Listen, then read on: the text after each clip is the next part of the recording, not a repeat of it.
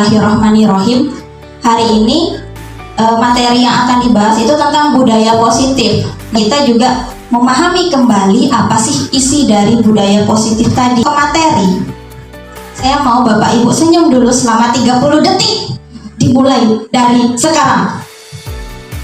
Pak Dedi tidak senyum. Pak Rafiq tidak senyum. Tidak senyum Pak Rafiq merengkunah. Ini ada kesepakatan forum diskusi.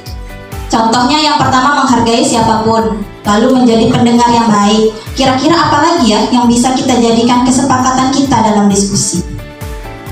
Terima kasih Pak Hari. Aktif yang ketiga. Ada lagi Bapak Ibu? Ibu Iin memberi tanggapan. Nanti boleh. Kesepakatan kita ya. Yang pertama kita menghargai siapapun dan menjadi pendengar yang baik. Yang ketiga aktif, dan yang keempat nanti memberi tanggapan tentang budaya positif, di mana kita sebagai seorang guru yang baik harus memiliki kemampuan dalam mewujudkan budaya positif. Budaya positif itu apa aja? Ini ada 6. Yang pertama disiplin positif, yang ini dijelaskan kemarin ada beliau Pak Kadir. Yang kedua ada motivasi perilaku manusia. Yang ketiga keyakinan sekolah atau kelas. Yang keempat ada kebutuhan dasar manusia.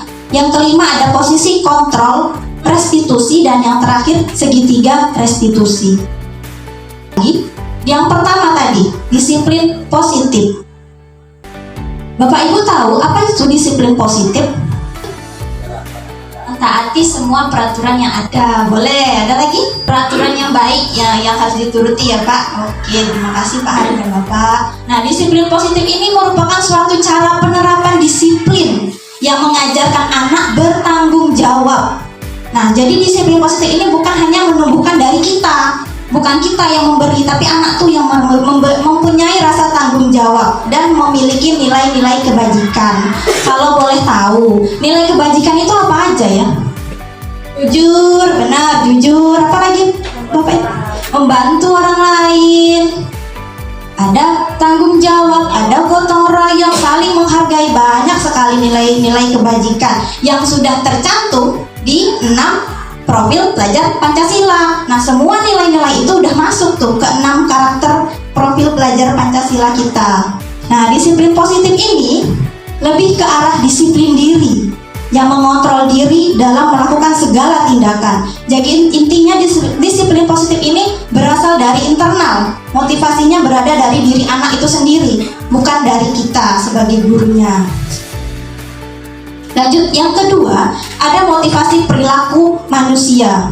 Nah, motivasi perilaku manusia ini ada 3. Yang pertama untuk menghindari ketidaknyamanan atau hukuman.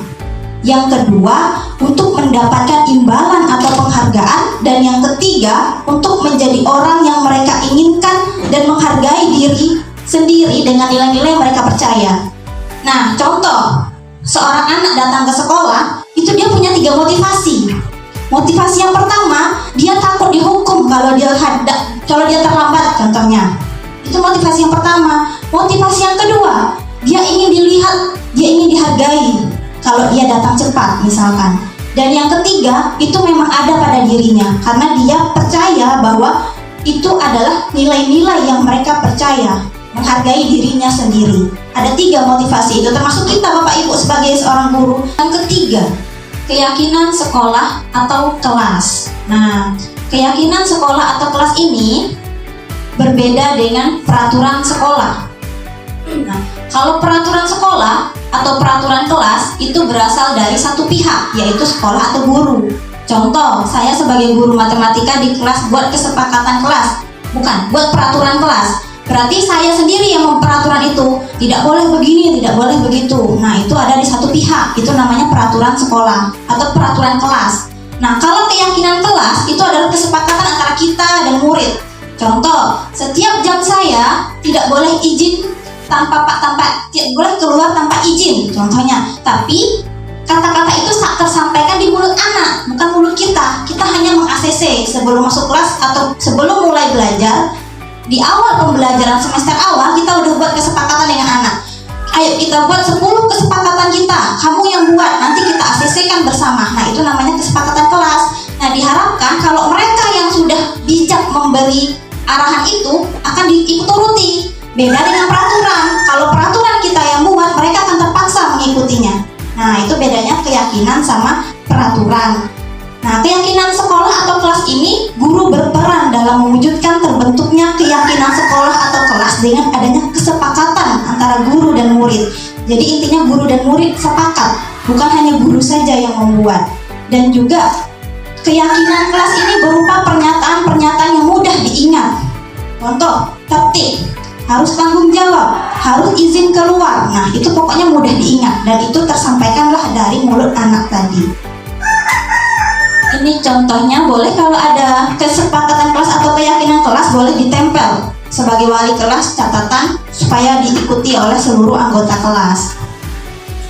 Selanjutnya yang keempat, ada kebutuhan dasar manusia. Ketika seorang murid melakukan suatu perbuatan yang bertentangan dengan nilai-nilai kebajikan atau melanggar peraturan, hal ini sebenarnya dikarenakan mereka gagal memenuhi kebutuhan dasar mereka. Mereka melanggar peraturan itu karena mereka gagal dalam memenuhi kebutuhan dasar mereka. Kebutuhan dasar manusia itu sebenarnya ada 5.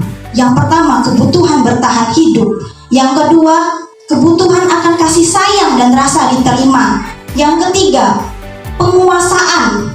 Yang keempat, kebebasan. Yang kelima, kesenangan. Contoh, seorang anak dia bolos di jam kita sebagai guru mereka bolos. Kebutuhan apa yang mereka butuhkan? Bisa jadi mereka butuh kesenangan, makanya mereka bolos. Atau bisa jadi mereka butuh kasih sayang dan rasa diterima. Dia merasa di kelas itu nggak diterima, nggak disayang, jadinya mereka bolos. Nah, kebutuhan itu berarti nggak tercukupi oleh mereka. Contoh juga, ada juga kebutuhan dasar mereka kebebasan. Mereka ingin bebas, mereka nggak mau di kelas mungkin. Itu adalah 5 dari kebutuhan dasar manusia. Sekarang silakan Bapak Ibu baca dan kita pikirkan bersama. Kira-kira masalah Ibu Zulaika ini kebutuhan dasar apa yang kira-kira bisa diikuti ya? Silakan. Ibu Zulaika, guru kelas 9H, sedang bingung menghadapi ulah salah satu murid di kelasnya, Tommy. Beberapa anak telah mengeluh Tommy yang seringkali meminta bekal makan siang mereka dengan paksa. Jika Anda menghadapi situasi seperti Ibu Zulaika, apa yang akan Anda lakukan? Menurut Anda, kira-kira apa alasan melakukan hal itu? Ayo, mari Bapak Ibu kita. Terima kasih. Kalau menurut saya, berarti si Tommy ini dia ada bekal sekolah sehingga dia ngambil bekal teman-temannya. Terima kasih Bu. Bisa jadi alasan tadi yang pertama kata Bu Iin, dia nggak bawa bekal, jadi dia ngambil bekal temannya. Ada lagi nggak kira-kira alasan Tommy ya Bapak Ibu ya? Bagi saya mungkin alasan Tommy mengambil itu karena dia merasa dia centeng di kelas itu. Aku gagal, aku nak ngambil makanan kau, aku paksa. Nah itu alasan kedua menurut saya, kan kita nggak tahu yang sebenarnya. Nah itu ada 2 alasan. Ada lagi nggak alasan lain Bapak Ibu ya? Ya, karena dia lapar, dia pengen makan ya Pak ya, tapi nggak ada bekal. Nah itu alasan ketiga bisa jadi itu. Apa lagi Bapak Ibu? Alasan saya itu Tommy bawa bekal ke sekolah mungkin dia faktor keluarga Bu, mungkin orang tuanya atau sibuk atau dia bangun kesiangan atau yang lain-lain Bu, faktor keluarga. Pak, nah ini dari Pak Dedi, dari faktor keluarga katanya memang tidak sempat untuk membuat bekal untuk si Tommy. Kita lihat jawabannya. Alasan Tommy yang pertama, karena ia lapar dan orang tuanya tidak membawakannya bekal makan siang, maka kebutuhan dasar yang perlu dipenuhi Tommy itu adalah bertahan hidup.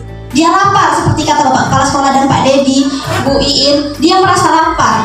Itu berarti kebutuhan dasar dia tentang bertahan hidup, sehingga dia ambillah bekal temannya. Nah alasan kedua, karena dia merasa senang temannya jadi memperhatikan dia.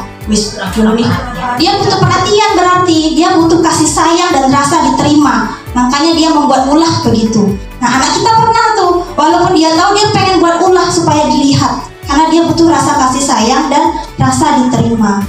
Alasan Tommy yang ketiga, karena temannya jadi takut dengan dia dan menuruti keinginannya. Dia centeng gitu, karena dia memenuhi kebutuhan dasar akan kekuasaan. Dia butuh kekuasaan supaya teman-temannya takut dengan dia. Itu alasan dia yang ketiga. Yang keempat, karena dia merasa bosan dengan bekal makanan yang dibawakan ibunya dari rumah. Bisa jadi karena ibunya selalu membawakan bekal yang sama. Oleh karena itu dia ingin mencoba makanan teman-temannya yang beraneka ragam. Maka kebutuhan dasar Tommy itu butuh kebebasan. Dia tidak mau dikekang dengan satu hal. Contohnya makanan tadi, itu saja itu terus. Jadi dia butuh kebebasan dan terpaksa melakukan hal itu dengan temannya, memaksa minta makanan tadi. Dan yang terakhir, alasan Tommy bisa saja karena iseng saja dan ia menikmati ekspresi wajah teman-temannya yang kesal. Itu terjadi di murid kita. Nggak ada bu, saya cuma pengen lihat dia itu aja marah, pengen lihat dia kesal. Nah itu berarti dia butuh kesenangan. Ada kesenangan di hati dia kalau nengok orang susah, kalau nengok orang ekspresinya lagi sedih. Nah itulah anak-anak kita yang sekarang Bapak Ibu. Dia pasti punya alasan tersendiri terkait perilaku yang sudah mereka lakukan. Kita lanjut Bapak Ibu. Selanjutnya posisi kontrol restitusi. Nah, posisi kontrol restitusi ini ada 1-5. Guru sebagai penghukum, guru sebagai pembuat merasa bersalah, guru sebagai teman, guru sebagai pemantau, dan guru sebagai manajer. Kita berperan di antara 1-5. Nah, kita lihat ada di posisi mana kita. Apakah kita sebagai guru sebagai penghukum? Apakah kita sebagai guru sebagai teman, jadi teman anak? Ataukah kita sebagai pemantau? Baik, kita lihatlah ini.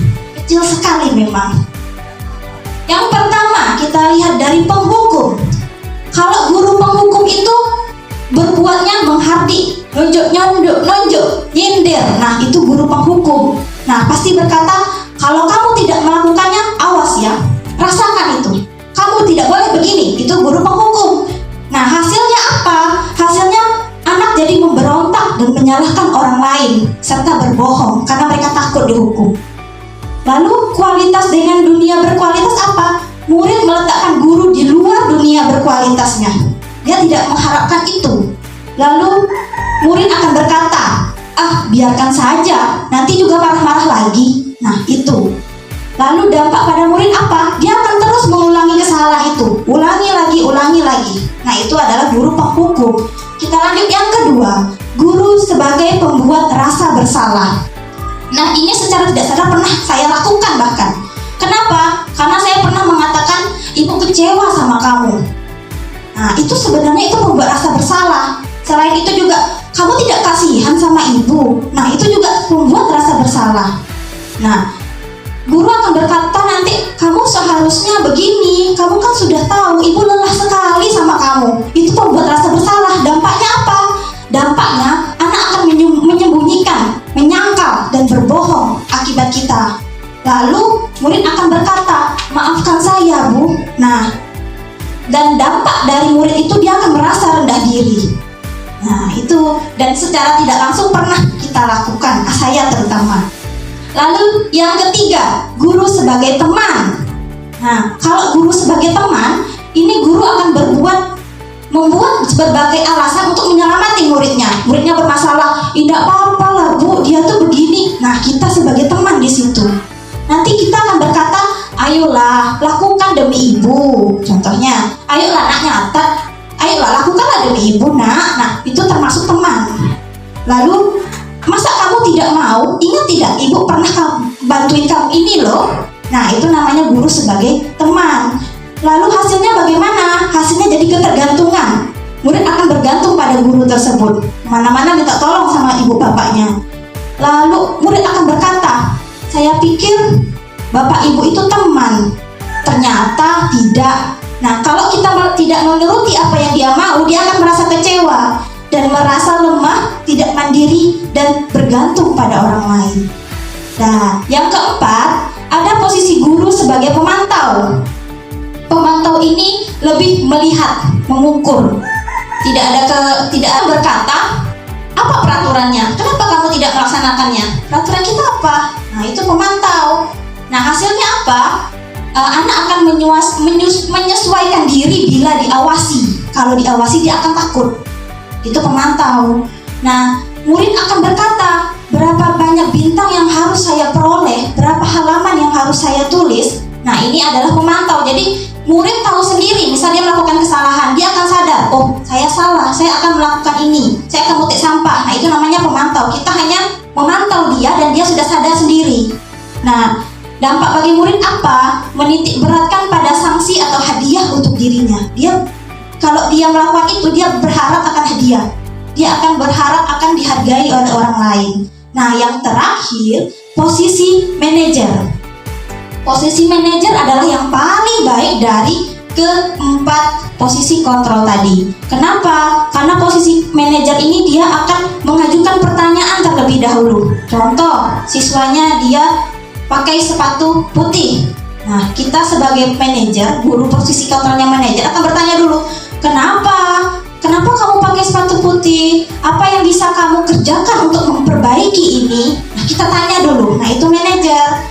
Hasilnya apa? Hasilnya dia akan menguatkan dirinya sendiri dari pertanyaan-pertanyaan yang sudah kita ajukan. Nah, murid akan meletakkan dirinya sebagai individu yang positif dan dunia berkualitas, serta murid akan berkata, bagaimana cara saya untuk memperbaiki kesalahan saya? Dia sadar akan itu. Intinya motivasinya juga dari diri sendiri. Dari pertanyaan-pertanyaan itu mereka akan menjawab. Dan terakhir, dia akan mengevaluasi diri bagaimana dia memperbaikinya. Nah, di antara kelima posisi kontrol tadi, ialah posisi manajer yang paling baik tadi. Sebagai manajer, guru dapat berbuat sesuatu bersama murid, mempersilahkan murid bertanggung jawab dan mendukung murid agar dapat menemukan solusi. Jadi kita bukan menghardik, tapi menanyakan solusinya dari mereka. Kalau mereka berbuat salah, kira-kira solusinya apa, nak? Saya akan benar. Terakhir, ada segitiga restitusi. Segitiga restitusi ini ada 3 tahapan. Yang pertama, menstabilkan identitas. Yang kedua, validasi tindakan yang salah. Dan yang ketiga, menanyakan keyakinan. Segitiga restitusi ini cara kita menyelesaikan masalah anak. Kalau anak bermasalah, ini langkah-langkahnya. Yang pertama, menstabilkan identitas. Ini dilakukan berdasarkan prinsip bahwa membuat kesalahan adalah bagian dari proses pembelajaran yang nantinya akan menggeser identitas gagal ke arah sukses. Contohnya bagaimana? Contoh, jika anak melakukan kesalahan, hal pertama yang kita lakukan bukan langsung menghukum, tapi menanyakan dulu. Berkata terlebih dahulu bahwa berbuat salah itu memang hal yang manusiawi, tidak ada yang sempurna. Kita kasih mereka penguatan dulu supaya mereka merasa dirinya tidak terlalu jauh jatuh. Lalu kita sebutkan, kita pasti bisa menyelesaikan masalah ini. Bapak Ibu tidak tertarik untuk mencari tahu siapa yang benar, siapa yang salah. Jadi kita nggak ada di posisi itu.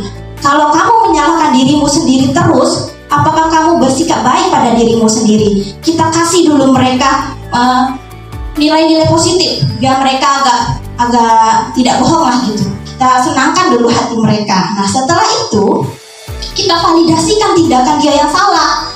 Nah, bagaimana validasi tindakan yang salah ini dilakukan berdasarkan prinsip bahwa setiap perilaku berupaya memenuhi suatu kebutuhan tertentu, sehingga guru atau orang tua akan bergeser dari pemikiran stimulus respon menjadi proaktif. Jadi antara anak dan guru itu akan menjadi aktif. Pertanyaannya bagaimana?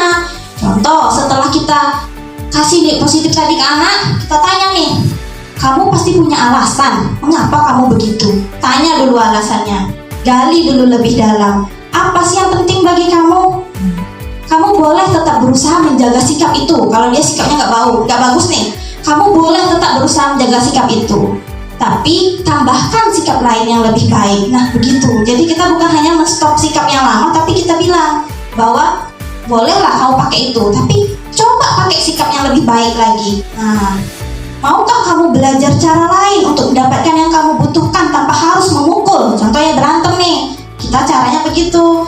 Maukah kamu belajar cara lain tanpa memukul? Kita tanya kepada anak. Nanti anak akan menjawab bahwa ternyata tindakan dia salah. Inilah yang dimaksud dari validasi tindakan yang salah.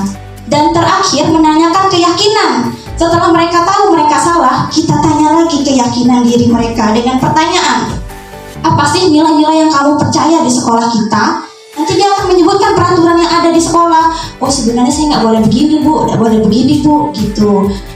Kelas yang ideal itu seperti apa sih? Nah, mereka akan membahas, menurut saya kelas yang bagus ini begini bu. Dan mereka memikirkan sendiri bahwa memang itu yang harus dilakukan, bukan kegiatan yang bisa memukul, mereka berantem. Nah, mereka akan memikirkan sendiri bahwa yang mereka buat itu salah. Dan yang terakhir, apa yang kamu rasakan ketika kamu melakukan itu?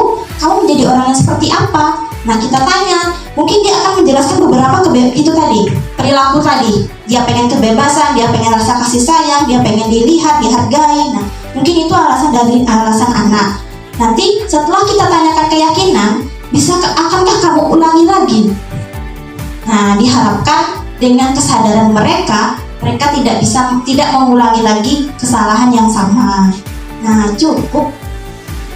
Jadi intinya budaya positif itu ada 6 tadi. Yang pertama disiplin positif, yang kedua motivasi tadi ada 3, yang ketiga ada keyakinan sekolah atau kelas, yang keempat kebutuhan dasar manusia, yang kelima posisi kontrol, dan yang terakhir segitiga restitusi. Oke, kalau posisi kontrol tadi ada berapa ya Bapak Ibu ya? 5, benar. Yang pertama penghukum, 2 pemberi rasa bersalah, 3 teman, 4 pemantau, 5 manajer. Yang terbaik adalah posisi kontrol manajer. Nah, kalau motivasi perilaku manusia tadi ada 3 ya, untuk mendapatkan penghargaan. Yang pertama dia takut dihukum ya, yang ketiga dari diri dia sendiri. Nah, inilah disiplin budaya positif yang semoga perlahan-lahan kita wujudkan walaupun tidak langsung karena kita bertahap. Sekian dari saya. Silakan bertanya. Kalaupun ada pertanyaan kita akan bahas bersama karena saya juga belum tentu bisa ada di sini. Jadi kita bahas bersama. Saya kembalikan kepada Ibu Yulia. Terima kasih. Wassalamualaikum warahmatullahi wabarakatuh. Pertanyaan, saya kasih contoh satu. Ketika ngajar di kelas, yang pertama masalah besar yang paling saya alami itu mengenai fokus siswa. Fokus siswa itu sangat-sangat mudah terdistraksi menurut saya, anak-anak. Karena nggak tahu ya kalau di pelajaran Bapak Ibu sekalian, masa tak bisa fokus ketika kita menjelaskan atau menampilkan tayangan. Saya sudah coba perbaikan atau riset lah ketika ngajar, ketika kita menjelaskan mungkin siswa itu kurang tertarik, apalagi jika suara saya kecil ya. Jadi terima kasih kepada Pak Robi, pertanyaannya luar biasa. Memang benar terjadi di lapangan, banyak hal yang seperti itu terjadi di lapangan. Nah, sekarang kita bahas yang pertama dulu tadi. Apa yang akan kita lakukan sebagai guru jika seperti Pak Robi ya Bapak Ibu, silakan tanggapannya. Jadi forum kita aktif dan memberi tanggapan. Nah, pertanyaan Pak Robi itu bagaimana supaya kelas itu bisa fokus, tapi bukan berapa detik atau berapa menit saja, tapi selama kita ngajar sebagai guru, anak-anak itu bisa fokus. Apa sih kiatnya supaya anak-anak bisa fokus terus? Yang sudah pernah saya terapkan supaya siswa itu lebih fokus. Kadang-kadang saya panggil namanya satu-satu, kemudian supaya jangan ngantuk. Tadi juga Robi, supaya dia lebih nggak ngantuk lagi, itu kadang saya berondongin dengan pertanyaan. Kasih Bu Yulia, dari Bu Yulia itu adalah perhatian khusus yang kita berikan kepada anak supaya mereka bisa lebih fokus dan tidak tidur-tiduran. Ya, sejalan dengan maksud tugas Rahmu gitu kan. Jadi banyak ketemu ya, macam-macam ketemu kelakuan anak muda itu. Masuk yang mungkin dialami Pak Robi itu dia ridho. Terima kasih Pak atas tadi jawaban serta tanggapan yang luar biasa. Semoga bisa kita ikuti. Dan terakhir kita rangkumlah jawaban dari pertanyaan Pak Robi. Nah, versi dari saya, yang pertama, Bapak buat kesepakatan kelas dulu. Itu Pak penting. Itu nampak sepele tapi penting Pak. Buat kesepakatan kelas, karena saya udah ada buat satu kertas sebelum hari pertama masuk sekolah. Kita buat kesepakatan kelas dulu, hal-hal yang tidak boleh kita lakukan. Nah, itu mereka yang buat. Tidak boleh ini, tidak boleh. Kalau mereka melakukan itu, contoh salah satunya tidur, Rido. Kalau misalkan tidak boleh tidur di kelas. Tidur tuh bukan masalah tidur melek, tapi kepala nempel di meja itu udah saya anggap tidur. Saya bilang begitu. Oh, berarti tidak boleh tuh nak. Kan mereka yang buat nih. Tidak boleh tidur, tidak boleh ribut. Nah, mereka yang buat. Nah, kalau mereka melakukan beberapa hal itu yang sudah mereka sendiri sepakati, buat konsekuensi, tapi bukan menghukum. Kalau saya dan ada 5 konsekuensi boleh dipilih. 1. Istighfar 100 kali. 2. Baca ayat pendek 5 surah pendek. Yang ketiga, mereka azan. Yang keempat, mereka mau ngambil sampah. Itu bukan saya yang minta, mereka yang mau ngambil sampah, Bu, 20 biji. Nah, yang terakhir, mereka mau menyanyi lagu wajib. Oke lah, yang penting positif, kata saya begitu. Nah, jadi saat temannya tanpa sadar menundukkan kepala kayak Rido, teman yang depannya bakalan nyoel dia. Takut kawannya kenal. Nah, itu cara saya yang pertama. Yang kedua, seperti kata Ibu Yulia, kita dekati anak itu.